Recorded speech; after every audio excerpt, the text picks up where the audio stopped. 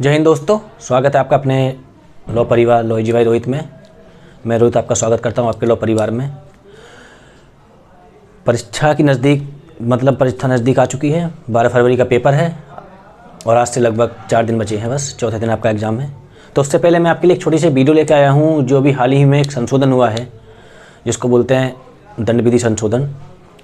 तो उसके बारे में लगभग कुछ लोगों ने पढ़ा भी होगा, कुछ नहीं भी पढ़ा होगा। और जैसा कि हम देखते आ रहे हैं पैटर्न चेंज हो रहा है, पिछली परीक्षा में भी देखते आ रहे हैं कि संशोधन से एक दो क्वेश्चन पूछता है।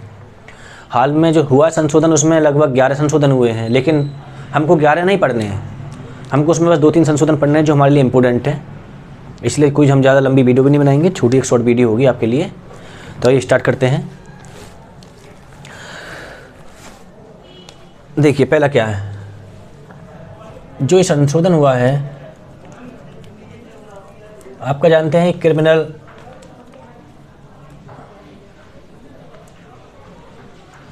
प्रोसीजर कोड 1973 यानी कि दंड प्रक्रिया संहिता 1973, ठीक है ना। तो इसमें जो संशोधन हुआ है वो इसमें हुआ है, कुल मिला के इसमें 10 संशोधन हुए हैं, ठीक है ना। 10 इसमें संशोधन हुए हैं, ठीक। सबसे पहला संशोधन क्या होगा, सबसे पहला संशोधन हुआ है वो है आपका कि जो क्रिमिनल प्रोसीजर कोड 1973 है, ठीक है ना। तो ये अधिनियम का नाम क्या होगा, ये नाम तो यही होगा, ठीक है ना। जो 2022 वाला जो संशोधन अधिनियम हुआ है उसको 2022 वाले को हम किस नाम से पुकारेंगे, तो उसको पुकारेंगे हम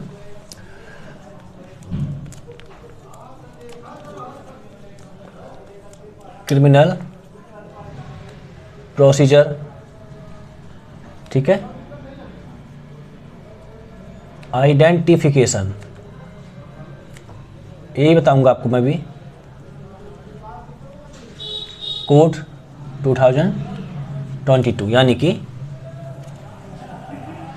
इसको बुलाया जाएगा दंड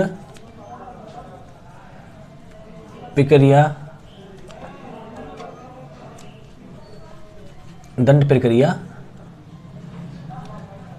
शनाख्त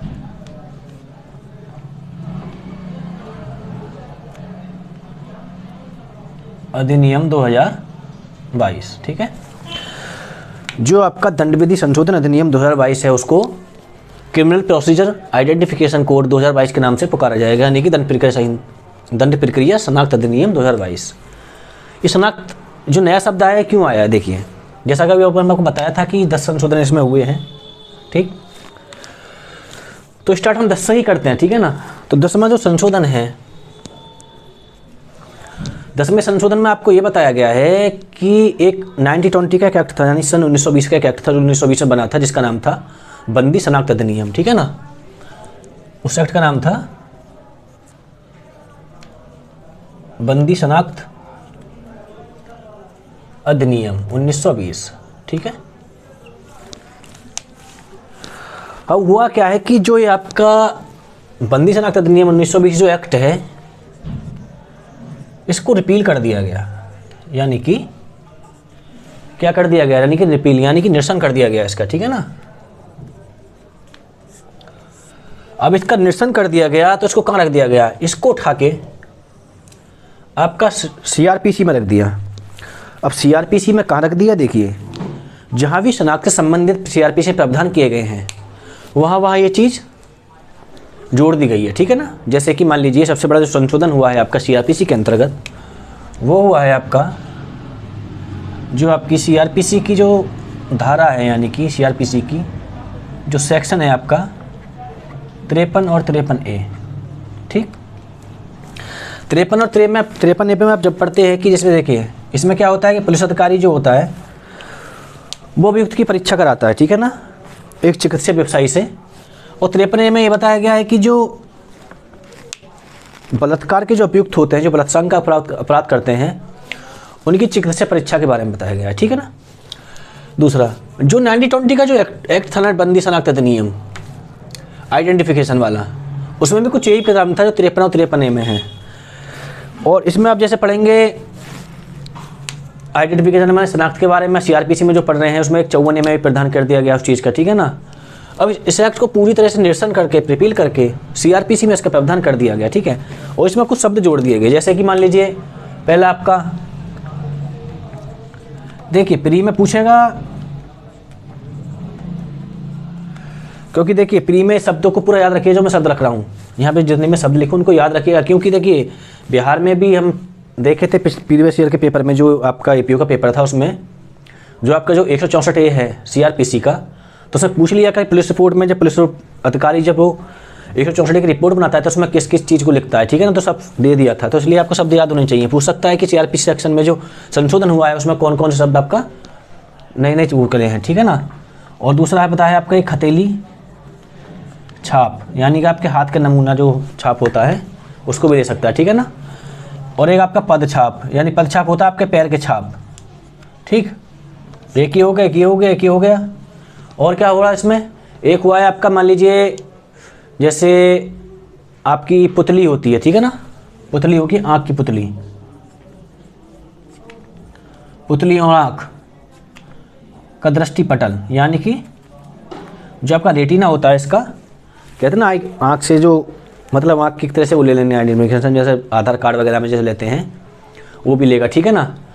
और आपका वो लेगा जैसे शारीरिक, इसको बोलते हैं शारीरिक या जैविक नमूना, आपके शरीर पे से कोई भी नमूना उठा सकता है किसी भी प्रकार का, ठीक है ना। इन चीज़ों को इसमें शामिल कर दिया, इन चीज़ों का आप याद रखिएगा क्योंकि यहाँ से पूछ सकता है, ठीक है। तो जैसा हम बताए थे कि इस अधिनियम का नाम क्या होगा, जो 2020 में संशोधन किया गया, इसके अधिनियम का नाम होगा क्रिमिनल प्रोसीजर आइडेंटिफिकेशन कोड 2022, दंड प्रक्रिया शनाख्त अधिनियम 2022 इस अधिनियम का नाम होगा, ठीक है। करने को 10 संशोधन इसमें किए गए हैं, लेकिन 10 संशोधन हमको नहीं पढ़ने क्योंकि इंपॉर्टेंट नहीं है, हमको वही पढ़ने हैं जो हमारी परीक्षा में आने वाले हैं। और आपसे ये रिक्वेस्ट करूँगा या मैं आपसे ये कहूँगा कि जाते जाते शॉर्ट वीडियो को देख जाइएगा, और हो सकता है यहाँ से आपको क्वेश्चन आ भी जाए, इसलिए ज़्यादा लंबी वीडियो कोई बनाने का पर्पस भी नहीं है, ठीक है ना। और बहुत ज़्यादा सेफिशेंट और बहुत ज़्यादा महत्वपूर्ण होने वाली है आपके लिए वीडियो, ठीक है। तो हम बताए थे 53 और 53 में संशोधन कर दिया गया, ठीक है ना। इसमें कुछ शब्द जोड़ दिए गए हैं, शनाख्त के अंदर ये आएंगे, ठीक है ना। इस अधिनियम को समाप्त करके पूछ लेगा कौन सा अधिनियम समाप्त किया गया है, बंदी शनाख्त अधिनियम 1920 को समाप्त करके दंड प्रक्रिया संहिता में इसको शामिल कर दिया गया, ठीक। दूसरा आप जैसे पढ़ते हैं कि पहले यहाँ क्या था, पुलिस अधीक्षक, यानी कि पुलिस निरीक्षक, ठीक है ना। उप पुलिस निरीक्षक के नीचे का कोई अधिकारी नहीं होता था, वही उसको भेजता था डॉक्टर के पास, जो भी करने के लिए मतलब परीक्षा के लिए वही भेजता था, इससे नीचे का कोई अधिकारी नहीं होना चाहिए था, ठीक है ना। तो इसमें संशोधन करके ये भी कर दिया गया, देखिए पहला संशोधन क्या था, फर्स्ट ये था, ठीक। सेकंड संशोधन क्या कर दिया गया इसमें, सेकंड ये कर दिया गया जो उप पुलिस निरीक्षक है, यानी कि आपका जो सब इंस्पेक्टर था, ठीक है ना। और उसमें ये संशोधन कर दिया कि जो आपका जो हेड कांस्टेबल होता है, ठीक है, जो थाने का भाषादक अधिकारी होगा वो हेड कांस्टेबल तक की पक्ति का होगा, ठीक है। ये भी इसके मतलब माप चिन्ह जो भी नमूने हैं इनको ये भी ले सकता है, ठीक है ना। तो पूछ लेगा यहाँ पे कि पुलिस अधिकारी, जो थाने का भाषा अधिकारी जो पुलिस अधिकारी होता है, जो चिकित्सक के पास इसको भेजता है, ठीक है ना, वो कौन होता है, सहायक पुलिस अधिकारी, पुलिस या वो सहायक पुलिस निरीक्षक या आपका हेड कांस्टेबल या कांस्टेबल। तो हेड कांस्टेबल से निम्न पद का अधिकारी, यानी कि इससे नीचे नहीं होना चाहिए, यहाँ तक का मतलब अधिकारी आपको भेज सकता है, ठीक है। सबसे बड़ी बात। दूसरा एक संशोधन और, मान लीजिए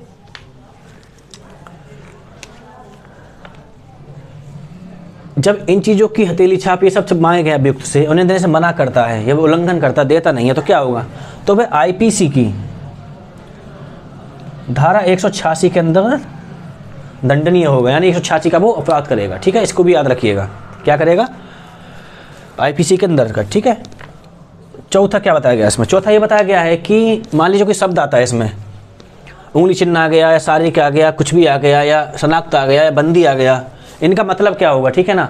तो इन चीज़ों को आपका दंड प्रक्रिया संहिता यानी कि क्रिमिनल प्रोसीजर कोड के अंदर इनको परिभाषित नहीं किया गया, ठीक है ना। तो उसमें एक नया संशोधन ये बोला गया है कि ये शब्द कहीं भी आएंगे, ठीक है, पढ़ते समय, तो इन शब्दों का मतलब वही लगाया जाएगा जो आपका आईपीसी और सीआरपीसी के अंतर्गत वर्णित है, ठीक है।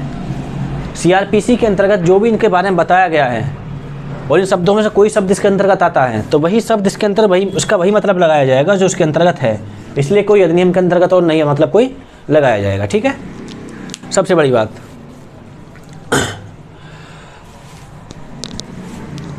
अब देखिए एक चीज़ उसमें पढ़ते हैं, ये तो समझ लिया कि कौन सा रिपील किया गया है और उसको कहाँ रखा गया है। ठीक है ना, सबसे बड़ी बात है इसमें कि अधिनियम लागू कब से हुआ है। ठीक, तो यह अधिनियम 18 अप्रैल 2022 से संपूर्ण भारत पर लागू है। ठीक है, पहले कश्मीर पर लागू नहीं होता था, अब कश्मीर के बारे में आपको पता ही होगा, वहाँ से हटा दिया गया। ठीक है, इसको लोकसभा में कब पारित मतलब लोकसभा में कब इसको पेश किया गया। ठीक है ना, तो इसको लोकसभा में जो पेश किया गया था वो आपका 4 अप्रैल को, नहीं 4 अप्रैल को इसको आपका लोकसभा में इसको पेश किया गया। ठीक है ना, ठीक। अब लोकसभा से कब पास हो गया, यानी कि 18 अप्रैल को। ये आपका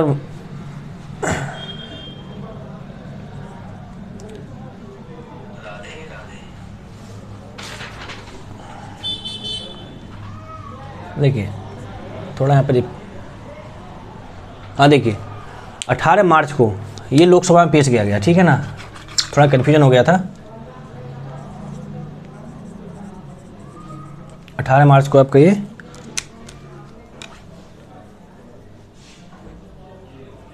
लोकसभा में पेश किया गया। ठीक है, 4 अप्रैल को ये लोकसभा से पास हो गया।